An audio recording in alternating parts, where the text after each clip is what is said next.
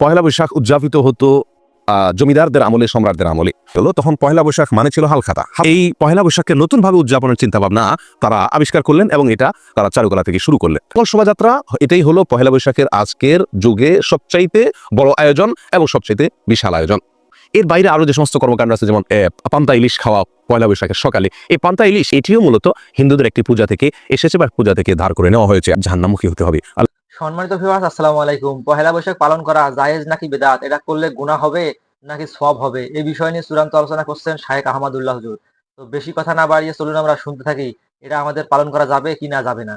বৈশাখ উদযাপনের তিনটি স্তর আমরা পাই। প্রথম স্তরে পহেলা বৈশাখ উদযাপিত হতো জমিদারদের আমলে, সম্রাটদের আমলে।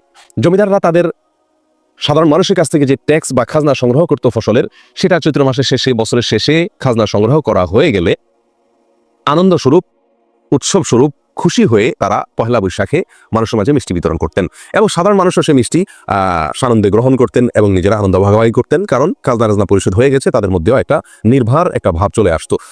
দ্বিতীয় যে স্তরটি আমরা দেখতে পাই সেটি হলো জমিদার প্রথা যখন বিলুপ্ত হয়ে গেল, তখন পহেলা বৈশাখ মানে ছিল হালখাতা। হালখাতা ছাড়া পহেলা বৈশাখে তেমন কিছুই ছিল না। সারা বাংলাদেশে আনাচে কানাচে, শহরে বন্দরে সব জায়গায় সকল দোকানদাররা পহেলা বৈশাখ উপলক্ষে দোকানকে সাজগোজ করিয়ে যে সমস্ত ক্রেতারা সারা বছর বাকি নিয়েছেন তাদেরকে উৎসাহ দিতেন, তাদেরকে জন্য কার্ড বিতরণ করতেন, দাওয়াত দিতেন, যাতে পহেলা বৈশাখ সকালে এসে দোকানে তাদের পূর্বের দেনা পরিশোধ করে নতুন খাতা খোলেন এবং হালনাগাদ করেন তাদের দেনা পাওনার হিসাব নিকাশকে, এবং এই উপলক্ষে কিছু মিষ্টি মন্ডা ইত্যাদি খাওয়ানোর ব্যবস্থা করতেন। সবার ভিতরে এক ধরনের আনন্দের আবহ ছিল। এটার মধ্যেও কোনো জাতীয় ভাব ছিল না, বরং এটাও নিছক সামাজিক একটি আনন্দ, সামাজিক একটি উৎসব হিসাবে উদযাপিত হতো। এই ছিল পহেলা বৈশাখের দ্বিতীয় ধাপ বা দ্বিতীয় স্তরের ইতিহাস। এরপরে শুরু হলো তৃতীয় স্তরে পহেলা বৈশাখ উদযাপনের চিত্র, যেটি আজকে আমরা দেখতে পাচ্ছি। এটি শুরু হয়েছে 1989 সালে। আপনি উইকিপিডিয়াতে যদি সার্চ দেন দেখবেন সেখানে বিস্তারিত তথ্য আছে এবং এ সম্পর্কে বিভিন্ন বই পুস্তকেও তথ্য পাওয়া যায়। 1989 সালে সর্বপ্রথম ঢাকা বিশ্ববিদ্যালয়ের চারুকলা ইনস্টিটিউটে বেশ কিছু তরুণ শিক্ষার্থীর উদ্যোগে সর্বপ্রথম এই নতুন আঙ্গিকে বা নতুনভাবে পহেলা বৈশাখ উদযাপন শুরু হয়। আর এদের মূলে যারা ছিলেন সংগঠক হিসাবে, তাদের মধ্যে অন্যতম ছিলেন কলকাতার বারোদার একজন শিক্ষার্থী, যার নাম ছিল তরুণ ঘোষ।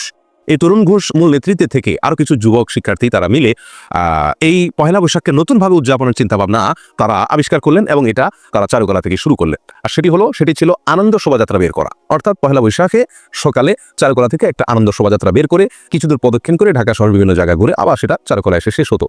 এই শোভাযাত্রায় তরুণ ঘোষ কলকাতা যেভাবে দেখেছেন, ঠিক তারই আদলে হিন্দুদের বিভিন্ন প্রতিমা, তাদের বিভিন্ন দেবদেবীর বাহন, বিভিন্ন জীবজন্তুর মুখোশ, এগুলোকে সেই শোভাযাত্রায় তারা বহন করত। কিছুদিন যেতে না যেতেই এই আনন্দ শোভাযাত্রাকে নামটিকে পরিবর্তন করে দেওয়া হলো মঙ্গল শোভাযাত্রা।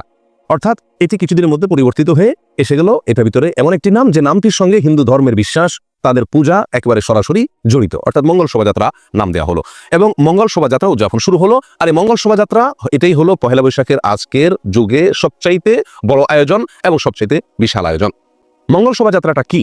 মঙ্গল শোভাযাত্রাটা হলো মূলত পহেলা বৈশাখের সকালে নারী পুরুষ সকলে মিলে ঢোল এবং তবলার তালে তালে রাস্তায় বের হয়ে মিছিল করা, র্যালি বের করা, শোভাযাত্রা বের করা, উদ্দেশ্য মঙ্গল প্রার্থনা করা। অর্থাৎ এই রাস্তায় বের হলে, মিছিল বের করলে ঢোল তবলা বাজাতে বাজাতে নারী পুরুষ একসাথে মিলে মিশে এবং সেখানে বেশ কিছু প্রতিমা, বেশ কিছু পশু পাখি, বেশ কিছু প্রাণীর ছবি, মুখোশ এবং তাদের প্রতিমা, এগুলোকে বহন করা হয়।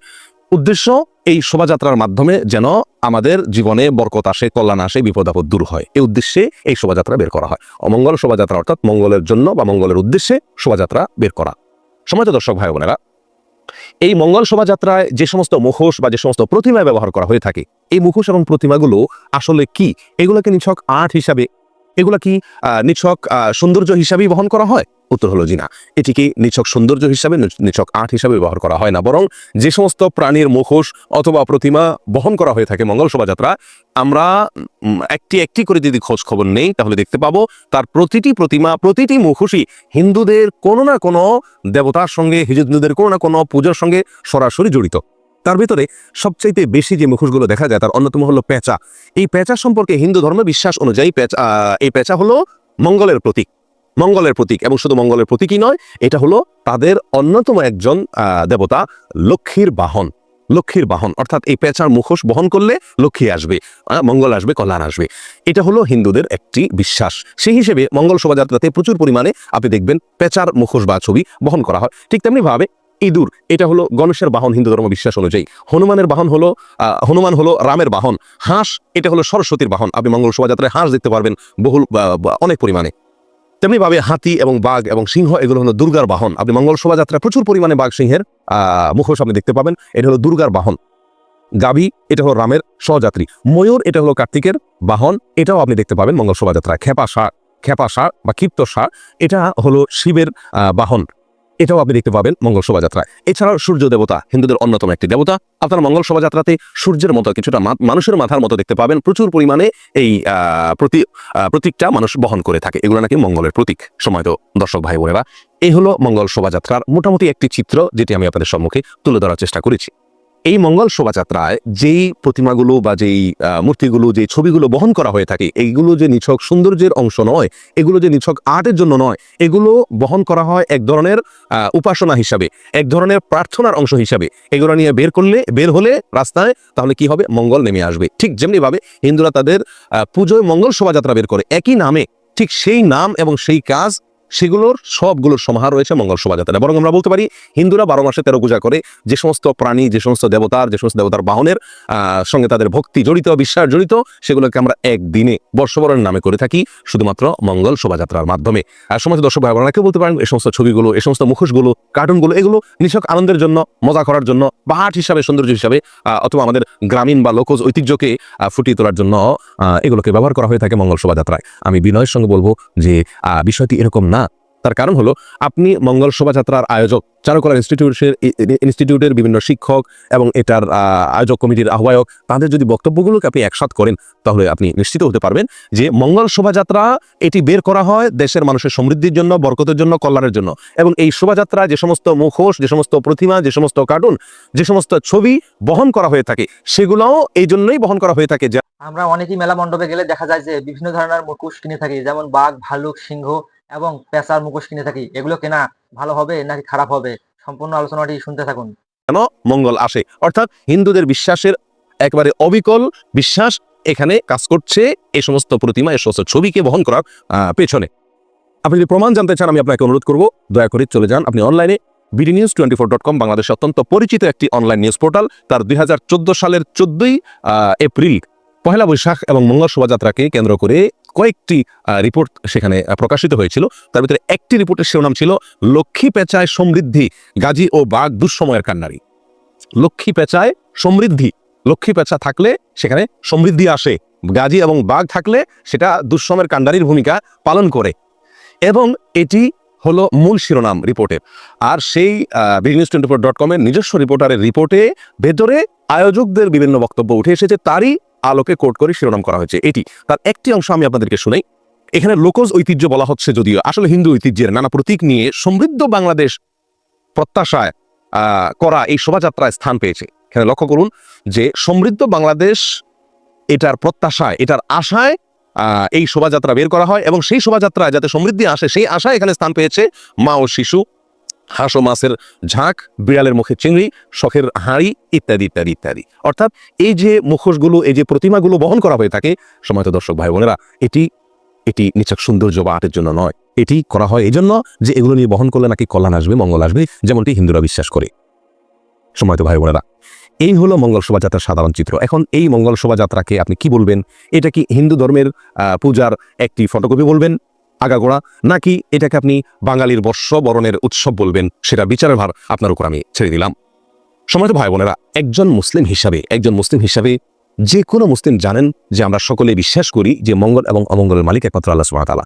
আল্লাহ ছাড়া পৃথিবীতে বা আল্লাহ সৃষ্টি জগতে যত কিছু আছে সবই আল্লাহর সৃষ্টি। যারা আল্লাহর সৃষ্টি তারা প্রত্যেকেই আল্লাহর মুখাপেক্ষী।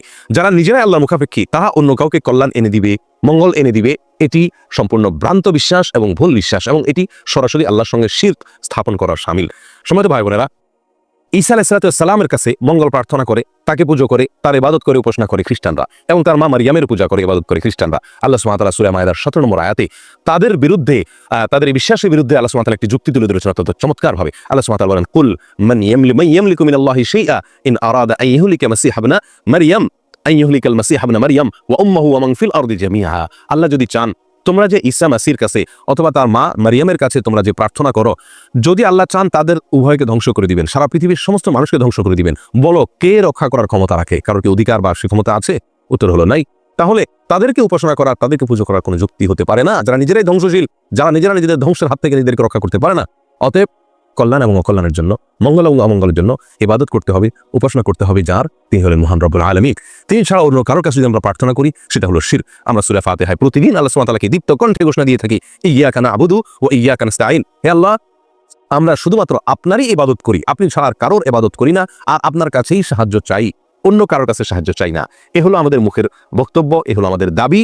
আর যদি মঙ্গল শোভাযাত্রা আমরা বের হই, তাহলে কর্ম হলো কেমন? যে আল্লাহকে আমি মুখে বলছি, আল্লাহর কাছেই একমাত্র সাহায্য চাই, অথচ মঙ্গল শোভাযাত্রা বের হয়ে আমি পেঁচার কাছে সাহায্য চাচ্ছি, মঙ্গল প্রার্থনা করছি, আমি বাঘ, ভাল্লু, হরিণ, এই সমস্ত পশু পাখির কাছে আমি সাহায্য প্রার্থনা করছি, এগুলোর সাহায্যে, এগুলোর মাধ্যমে। সমাজ ভাই বোনেরা, এটি সম্পূর্ণভাবে শিরক। বর্ষবরণের নাম দিয়ে আমাদের সাধারণ মুসলিম ভাই বোনদেরকে বলা হচ্ছে যে এটি বাঙালি সংস্কৃতি, অথচ এখানে যে কাজগুলো হয়ে থাকে এর কোনোটির সাথে কোনো মুসলিমের বিশ্বাস যায় না, বরং এগুলো সম্পূর্ণ মুসলিমের বিশ্বাস বিরুদ্ধ, মুসলিমের ঈমান বিধ্বংসী। সরাসরি বলতে গেলে এগুলো হলো, সবগুলো হলো মন্দিরের আয়োজন। মন্দির থেকে কিছু আয়োজনকে এনে সেটাকে বাঙালি সংস্কৃতির প্রলেপ দিয়ে, লেবাস করিয়ে সমাজে এক শ্রেণীর মানুষ এটাকে ছড়িয়ে দিচ্ছে, যেটি আমাদের ঈমানকে হরণ করছে, যেটি আমাদেরকে শিরকে নিমজ্জিত করছে। আমরা জেনে না জেনে, বুঝে না বুঝে এই শিরকে আমরা হাবুডুবু খাচ্ছি। পয়লা বৈশাখ উপলক্ষে সবচেয়ে বড় আয়োজন যেটি মঙ্গল শোভাযাত্রা, সে বিষয়ে আমি কিছু কথা আর্জ করলাম। এর বাইরে আরো যে সমস্ত কর্মকাণ্ড আছে, যেমন পান্তা ইলিশ খাওয়া পয়লা বৈশাখের সকালে। এই পান্তা ইলিশ এটিও মূলত হিন্দুদের একটি পূজা থেকে এসেছে বা পূজা থেকে ধার করে নেওয়া হয়েছে। আর সেটি হলো, হিন্দুরা আশ্বিন মাসের শেষে তারা রান্না করে এক ধরনের উপবাস করে বা রোজা রাখে, এবং কার্তিক মাসের সকালে তারা পুজো করে তাদের ওই আগের দিনের রান্না করা, মাসের শেষে রান্না করা পুরাতন ভাতকে পানি ঢেলে সেই ভাত দিয়ে তারা তাদের উপবাস ভঙ্গ করে। এটা তাদের একটা পূজার অংশ। ঠিক তারই আদলে বাঙালি সংস্কৃতির নাম দিয়া পয়লা বৈশাখের সকালে আপনার চৈত্র মাসের দিনের রান্না করা ভাতে পানি ঢেলে এটাকে পান্তা করে তারপর এটা খাওয়া হয়, এবং এটাকে বাঙালি সংস্কৃতি হিসাবে প্রচার করা হয়। মূলত এটারও পেছনে রয়েছে হিন্দুদের একটি ধর্মীয় বিশ্বাস, হিন্দুদের একটি পূজা। ঠিক তারই আদলে চৈত্র সংক্রান্তি একটি পূজাই আছে পৃথকভাবে হিন্দুদের, অথচ বর্ষবরণের নামে চৈত্রের শেষ দিনে কিছু আইটেমের রান্না মহিলারা করে থাকেন, এবং এটাকে বলা হয় চৈত্র সংক্রান্তি। অথচ এই চৈত্র সংক্রান্তি আর এই রান্না, এটার একটি পূজাই আছে হিন্দুদের আলাদা একটা বিশেষ সময়ে, যেটি আপনি অনলাইনে সার্চ দিলে তার বিস্তারিত তথ্য জানতে পারবেন। একইভাবে ঢোল তবলার তালে তালে হিন্দুদের পূজা অনুষ্ঠিত হয়ে থাকে। আমরা জানি পহেলা বৈশাখ, এখানেও ঢোল তবলার তালে তালে তো সবকিছু হয়ে থাকে। একইভাবে হিন্দু মেয়েরা সাধারণত কপালে তাদের লম্বা সিঁদুর, লম্বা দাগ দিয়ে সিঁদুর তারা রাখেন, এবং এটা হলো তাদের ধর্মীয় একটি আলামত। পয়লা বৈশাখ উপলক্ষে বাঙালি মহিলাদেরকে, মুসলমানদের কপালেও লাল টিপ লাগানোর একটি কালচার, একটি সংস্কৃতি, এটাকে প্রমোট করা হয়, প্রচার করা হয়, এবং অনেক মেয়েরা এটা করে থাকেন। এটি মূলত হিন্দুদের অন্ধ অনুকরণ, নিঃসন্দেহে। সমাজ ভাইরা, একইভাবে আপনি লক্ষ্য করবেন যে কুলা এটা পয়লা বৈশাখের অন্যতম একটি আইটেম। পয়লা বৈশাখের আপনি মঙ্গল শোভাযাত্রা বলেন বা অন্য কিছু বলেন, দেখবেন যে হাতে কুলা আছে। নিঃসন্দেহে কুলা আমাদের বাঙালি জাতির ঐতিহ্য, কিন্তু কুলা ছাড়া তো আরো বহু কিছুই আছে। আপনারা অনেকেই জেনে থাকবেন, হিন্দুদের যে পূজা হয়, এই পূজার ক্ষেত্রে তারা প্রতিমার সামনে যে সমস্ত জিনিস উপস্থাপন করে, সেটা কুলায় করে তারা উপস্থাপন করে সাধারণত, অর্থাৎ কুলায় করে কিছু বহন করা, এটা পূজার একটি আলামত। ঠিক ওইটাকেই পয়লা বৈশাখে কপি পেস্ট করা হয়েছে। ঢোল তবলা হিন্দুদের পূজার তালে তালে ঢোল তবলার প্রয়োজন হয়, এবং সেটাকে পয়লা বৈশাখে কপি পেস্ট করা হয়েছে। চৈত্র সংক্রান্তি একটি পূজাই আছে, সেটাকে আমাদের পয়লা বৈশাখে এনে বর্ষবরণের নাম দিয়ে এখানে কপি পেস্ট করে দেওয়া হয়েছে। মঙ্গল শোভাযাত্রা হিন্দুদের পূজার একটি অন্যতম অংশ, সেটাকে এনে বর্ষবরণের নামে কপি পেস্ট করে দেওয়া হয়েছে আমাদের এই পয়লা বৈশাখ উপলক্ষে। একইভাবে আপনার সিঁদুর হিন্দু মেয়েদের অন্যতম একটি নিদর্শন, সেটাকে লাল টিপের আদলে আকারে এনে কপি পেস্ট করে দেওয়া হয়েছে পয়লা বৈশাখ উপলক্ষে। সময়ত ভাই বোনেরা, কোথায় চলে যাচ্ছি আমরা? কোথায় আমাদেরকে নিয়ে যাওয়া হচ্ছে? এই উৎসবটিকে জাতীয় উৎসব, এবং এটাকে আমাদের বাঙালি জাতির সবচেয়ে বড় উৎসব হিসাবে প্রচার করা হচ্ছে দীর্ঘদিন থেকে, এবং বলা হচ্ছে এটা নাকি সার্বজনীন উৎসব। তাহলে ঈদ, দুই ঈদ, এটা সিরিয়াল নম্বর কত? অর্থাৎ এগুলো অনেক পরের, এটা হলো সবচেয়ে বড় উৎসব। এটি অত্যন্ত আফসোসের বিষয়, অত্যন্ত আক্ষেপের বিষয় যে ঈদের বিপরীত হিসাবে, বিকল্প হিসাবে, ঈদের চাইতে শক্তিশালী উৎসব হিসাবে প্রমাণ করা, দাঁড় করানোর একটি অপচেষ্টা এক্সটার্নাল মিডিয়া করে থাকে, এবং রীতিমতো তারা প্রচার করে থাকে এটি হলো বাঙালি জাতির নাকি সবচেয়ে বড় উৎসব। এবং এটাকে জাতীয় উৎসবের স্থান দেওয়ার জন্য যা যা করা দরকার তার সবকিছু করা হয়। ঈদের আদলে ঈদে যেরকম নতুন পোশাক, ভালো পোশাক পরার নির্দেশ আছে বা আমরা সবাই পরে থাকি, তার আদলে পয়লা বৈশাখ উপলক্ষে পোশাকের ভালো বা নতুন পোশাক পরিধান করার একটা কালচার চালু করা হলো। ঈদে যেরকম আমরা ভালো খাবার গ্রহণ করি, এখানেও ভালো খাবার বা ভিন্ন খাবার, ব্যতিক্রম খাবার গ্রহণের একটা কালচার চালু করা হলো। ঈদে যেরকম বোনাস আছে, এখন আবার বৈশাখ উপলক্ষে বৈশাখী বোনাসও চালু করা হলো। এভাবে একটি একটি করে ঈদের সমস্ত আইটেমগুলোকে কপি পেস্ট করে এখানে আনা হচ্ছে, এবং বলা হচ্ছে এটা হলো সবচেয়ে বড় উৎসব। এটা হলো সবচেয়ে বড় আনন্দের দিন বাঙালি জাতির জন্য। সময়ত ভাই বোনেরা, এটি নিঃসন্দেহে একটি সাংস্কৃতিক আগ্রাসন, নিঃসন্দেহে একটি সাংস্কৃতিক জুলুম আমাদের বাঙালি সমাজের প্রতি, বাংলাদেশের মানুষের প্রতি। আমাদের সকলকে এই বিষয়ে সচেতন হতে হবে, আমাদের সকলকে এই বিষয়ে সাবধান হতে হবে। এই কালচার আমাদের কালচার নয়, এটি হিন্দুদের কালচার, এটি হিন্দুদের সংস্কৃতি। বাঙালি সংস্কৃতির নামে এটি আমাদেরকে গেলানো হচ্ছে, আমাদেরকে খাওয়ানো হচ্ছে। নিঃসন্দেহে এর পরিণাম ভয়াবহ। এর ফলে আমাদের ঈমান হারা হতে হবে এবং আমাদের চেতনা শূন্য হতে হবে এবং আমাদেরকে জাহান্নামুখী হতে হবে। আল্লাহ তাআলা আমাদের সকলকে হেফাজত করেন, আমাদের জাতিকে হেফাজত করেন। ওমা তৌফিক ইল্লা বিল্লাহ। আসসালামু আলাইকুম ওয়া রাহমাতুল্লাহ। ভিডিওর মধ্যে যে কিছু বলা হলো সম্পূর্ণ কিছু কিন্তু শুনেছেন। দেখুন, এখানে পহেলা বৈশাখ মানা এবং অমানার কোনো বিষয় না, পহেলা বৈশাখ আদায় করা এবং না করার কোনো বিষয় না। পহেলা বৈশাখ মূলত ওটা হিন্দু ধর্মের ভিতর থেকে আমাদের মুসলমান ধর্মের মধ্যে চলে এসেছে ধীরে ধীরে। আর এটা প্রথমে আবিষ্কৃত হয়েছে এইভাবে যে এই পহেলা বৈশাখের দিনে মানুষ হালখাতা করত। এই কথাটাই বললেন শায়েখ আহমদুল্লাহ হুজুর। এই পহেলা বৈশাখের দিনে সমস্ত বছরের যে খাজনাটা হয়, এই খাজনাটাকে তোলার জন্য এই পহেলা বৈশাখটা পালন করা হয়েছিল। তবে এটা পহেলা বৈশাখ পালন হচ্ছিল না, এটা হচ্ছে পুরোনো দিনের খাজনা বাবদ একটা অনুষ্ঠান বা বলা যায় উৎসব। এই বিষয়টাই কিন্তু মেনে এসেছিল পূর্বের দিন থেকে।